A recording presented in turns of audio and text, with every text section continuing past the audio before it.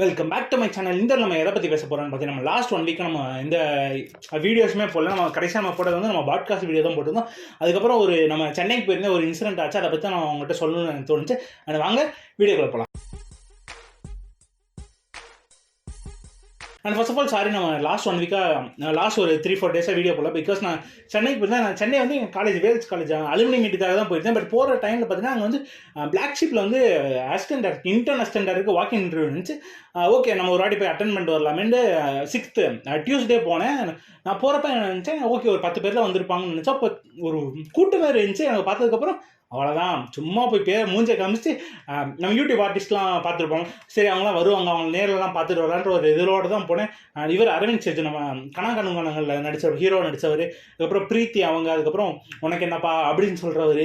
இவங்களெல்லாம் பார்த்தது வந்து ஓகே அவங்கள மட்டும் பார்த்துட்டு வந்துடுவோமேன்னு இருந்துச்சு. பட் உள்ளே போனதுக்கப்புறம் ரவுண்ட் மாதிரி கண்டக்ட் பண்ணாங்க. ஃபர்ஸ்ட் ரவுண்ட் பார்த்தீங்கன்னா ஒரு எக்ஸாம் மாதிரி அவங்க சில கொஸ்டின்ஸ்லாம் கேட்டாங்க. அது எழுதணும். அது எழுதி முடிச்சுட்டு சாப்பிட்டு வந்துருங்க, அதுக்கப்புறம் தான் உங்களுக்கு இது ரிசல்ட்டுன்ட்டாங்க. நானும் போய் சாப்பிடல, ஜஸ்ட்டு போய் ஒரு கடையில் டீ மட்டும் குடிச்சிட்டு வந்து ரிசல்ட்டுக்காக வெயிட் பண்ணிக்கிட்டே இருக்கேன். கூப்பிட்றாங்க. சுற்றி பார்த்தா எனக்கு தெரிஞ்ச ஒரு 200 பேர் அசிஸ்டன்ட் டைரக்டருக்கு இன்டர்னுக்கு மட்டும் வந்திருக்காங்க. சுற்றி முற்றி அத்தனை பேர் இருந்தாங்க. சரி ஓகே நம்மளாம் செலக்ட் ஆக மாட்டோம் அப்படின்னு இருந்துச்சு. கடைசியாக பார்த்து எப்படியும் நம்ம நம்பர் கூப்பிட்டாங்க, நம்ம 46 நம்ம கூப்பிட்டாங்க.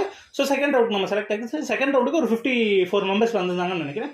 54 மெம்பர்ஸை வந்து 3 பேட்சாக பிரிச்சுக்கிட்டாங்க. 3 பேட்சாக பிரித்து குரூப் டிஸ்கஷன்.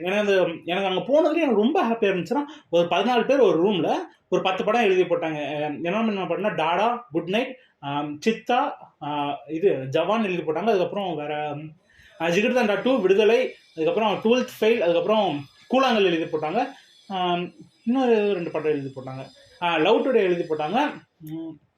வேறு ஜவான், லவ் டுடே, அதுக்கப்புறம் ஏதோ ஒரு அந்த படம் பேர் என்னடா அது, குட் நைட்டு, டாடா, ஜவான், கீழே ஏதோ ஒரு படம் இருந்துச்சு, ஜோ. இந்த 10 படம் எழுதி போட்டாங்க. 10 படம் எழுதி போட்டு இந்த 10 படத்தை பற்றி பேச சொல்லிட்டாங்க. எனக்கு ரொம்ப ஹாப்பியாக இருந்தேன்னா, நம்ம சினிமாவை பற்றி தான் பேசிடுறதுக்கு தான் இந்த யூடியூப் சேனலே ஆரம்பிச்சு சினிமா பற்றி தான் பேசிகிட்டு இருக்கோம்.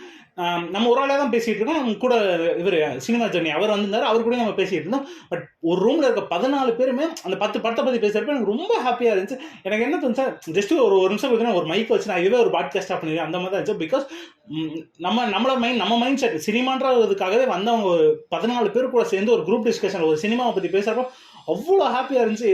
எப்படி சொல்கிறது, ஒரு லைஃப் டைமில் ஒரு பெஸ்ட் எக்ஸ்பீரியன்ஸாக இருந்துச்சு. பிகாஸ் ஒவ்வொருத்தவங்களுக்கும் ஒவ்வொரு கருத்து இருக்கும், ஒரு நெகட்டிவாக இருக்கும், பாசிட்டிவாக இருக்கும். பட் சினிமாவை பற்றி ஒரு 14 பேர் கும்பலாக பேசுறது, ஷேர் பண்ணிக்கிறது, நம்ம ஐடியாலஜியை ஷேர் பண்ணிக்கிறது ஒவ்வொன்றும் ரொம்ப சூப்பராக இருந்துச்சு. அந்த குரூப் டிஸ்கஷனும் முடிஞ்சு. குரூப் டிஸ்கஷன்லேயே எனக்கு தெரிஞ்ச ஒரு 40 மெம்பர்ஸ் செலக்ட் ஆனாங்கன்னு நினைக்கிறேன். அடுத்து செகண்ட் இன்டர்வியூ போனாங்க. செகண்ட் இன்டர்வியூ போனதுக்கப்புறம் நம்மகிட்ட கொஸ்டின்ஸ்லாம் கேட்டாங்க. இந்த கொஸ்டின்ஸ்லாம் கேட்டதுக்கப்புறம் நம்ம நெக்ஸ்ட் டே வர சொல்லிட்டாங்க. நெக்ஸ்ட் டே போனால் இவர் நம்ம விக்னேஷ்காந்த் அவரை மீட் பண்ணோம். அவரை மீட் பண்ணுற போகிறப்ப வந்து கரெக்டாங்கன்னா ஒரு 14 பேர் இருக்கும். அவரை மீட் பண்ணிட்டு வந்தாச்சு. வந்துட்டு ஓகே நம்ம நேற்று டேட் வந்து 7 நேற்று 8 7 போய் அவரை மீட் பண்ணிட்டு வந்தாச்சு. என்ன சொன்னாங்க, 8 உங்களுக்கு கால் வரும்னாங்க. நான் பார்த்தா எனக்கு காலையில் வரல. சரி நான் ஊருக்கு கிளம்பிடுறேன், நான் பஸ்ஸில் ஏற வந்துட்டேன்.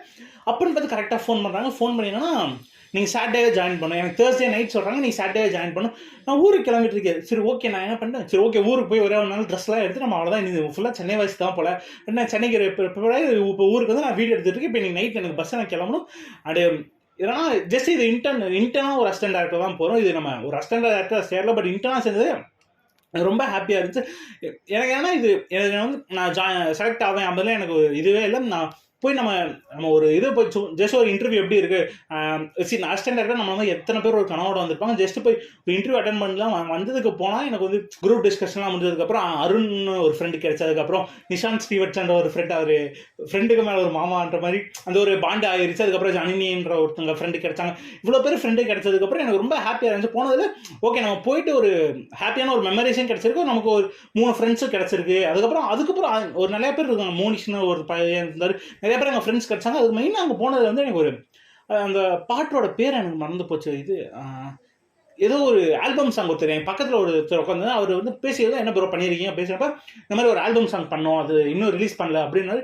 கேட்கலாமா கேட்டேன். எனக்கு செம்மையாக இருந்துச்சு. எனக்கு யோசிச்சு என்னது இண்டிபெண்டன்ட் ஆர்டிஸ்ட் நம்ம கூட சிங்க் ஆகிட்டே இருக்கேன். பார்த்தா இன்ஸ்டாகிராமில் 3 பேர் மெசேஜ் பண்ணுறாங்க, ஏன்னா ஒரு இண்டிபெண்டன்ட் ஆர்டிஸ்ட் பாட்டு கேட்டிருக்கோம்.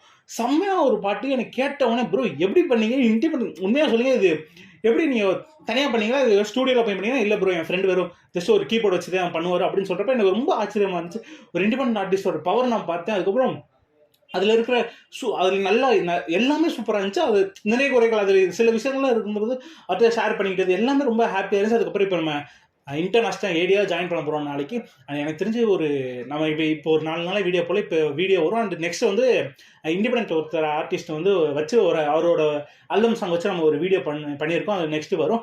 அண்ட் இதுக்கப்புறம் இந்த மந்த் எனக்கு தெரிஞ்சு லால் சலாம் லவ்வர்லாம் நான் ரிவ்யூ பண்ணணும் ஆசையாக ஊருக்கு வந்து சரி போய் படம் பார்த்து ரிவ்யூ போடலான்னு. பட் அது இப்போ நடக்குமான்னு தெரியல. நான் கன்ஃபார்ம் நான் சென்னையில் பார்த்து ரிவ்யூ போட ட்ரை பண்ணுறேன். பட் ஒரு இந்த ஒரு பிப்ரவரி ஒரு மாதம் மட்டும் நம்ம போடுற கண்டென்ட் வந்து குவாலிட்டி கம்மியாக இருந்துச்சா கொஞ்சம் அட்ஜஸ்ட் பண்ணிக்கேன். பிகாஸ் நம்ம மார்ச்சில் வந்து நம்ம எக்யூப்மெண்ட்ஸ் நம்ம ஏதாச்சும் கேமரா குவாலிட்டி அதெல்லாம் நம்ம மாற்ற ட்ரை பண்ணோம். இப்போ கேமரா நான் ஊருக்கு கொண்டு போவேன்னு தெரியல. இப்போ ஃபோன் குவாலிட்டி நம்ம மாற்றலான்னு ட்ரை பண்ணிகிட்டு இருக்கோம். நான் ஸோ மார்ச்சில் வந்து வேணால் உங்களுக்கு குவாலிட்டியான கண்டென்ட் தரேன். அது வரைக்கும் குவாலிட்டி மட்டும் கொஞ்சம் அட்ஜஸ்ட் பண்ணிக்கணும். பட் நம்ம எப்போ நம்ம பேசுகிற எப்பயும் பேசிக்கிட்டு தான் அதுக்கப்புறம் அது நான் ட்ரை பண்ணுறேன். நான் டெய்லி வீடியோ வருமானு தெரியல. இனிமேல் ஒரு 3 days ஒன்ஸ் நான் எப்படியோ வீடியோ போட ட்ரை பண்ணுறேன். பிகாஸ் அங்கேயும் வேலை அதிகமாக இருக்குன்னு நினைக்கிறேன். பட் அவங்க சொன்னதே ஏடியா நம்ம போய் ஜாயின் பண்ணாலும் நிறைய வேலை தான் இருக்குன்னு நான் நினைக்கிறேன்.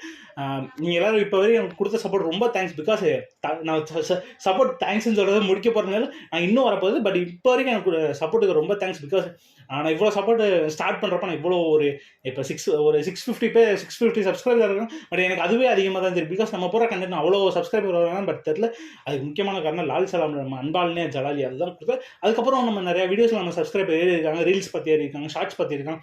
ஸோ எல்லாருக்குமே ரொம்ப தேங்க்ஸ். பட் இனிமேல் கண்டென்ட்டாக ரெகுலராக வருமானு தெரியல. But 3 days once weekly twice நான் ஒரு கண்டென்ட் கன்ஃபார்ம் போட நான் ட்ரை பண்ணுறேன். அண்ட் கன்ஃபார்ம் ரிவ்யூ நம்ம படத்தில் வந்துகிட்டே இருக்கும்.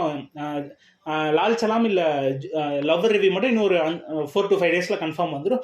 அண்ட் உங்கள் எல்லாருக்கும் ரொம்ப தேங்க்ஸ். அண்ட் வெயிட் பண்ணுங்கள். குவாலிட்டி மட்டும் கொஞ்சம் இந்த மந்த் மட்டும் வெயிட் பண்ணுங்கள். நெக்ஸ்ட் மந்த் நான் குவாலிட்டி மாற்றிறேன். இதில் தான் எங்களோட ஷேர் பண்ணிக்கணும்னு எனக்கு தெரிஞ்சு. பிகாஸ் எனக்கு ரொம்ப சூப்பரான ஒரு எக்ஸ்பீரியன்ஸ். ஒரு பிளாக் ஷீப்பில் போய் ஒரு இன்டர்வியூ அட்டன் நான் ஃபஸ்ட் டைமில் ஒரு செகண்ட் டைம் ஒரு டேரக்டாக போய் இன்டர்வியூ அட்டன் பண்ணுறது எனக்கு ரொம்ப சூப்பராக இருந்துச்சு. நிறைய மெமரிஸ் கிடச்சிருக்கு, நிறைய ஃப்ரெண்ட்ஸ் கிடச்சிருக்காங்க. அண்ட் இதெல்லாம் உங்கள்கிட்ட சொல்லணும்னு தோணுச்சு. பிகாஸ் தெரியல எனக்கு சொல்லணும்னு தோணுச்சு. வீட்டுக்கு வந்து டக்குன்னு சொல்லி முடிச்சு நம்ம எடிட் பண்ணி போஸ்ட் பண்ணிட்டு நம்ம ஊருக்கு கிளம்பணும் அந்த இதில் தான் இருக்குது.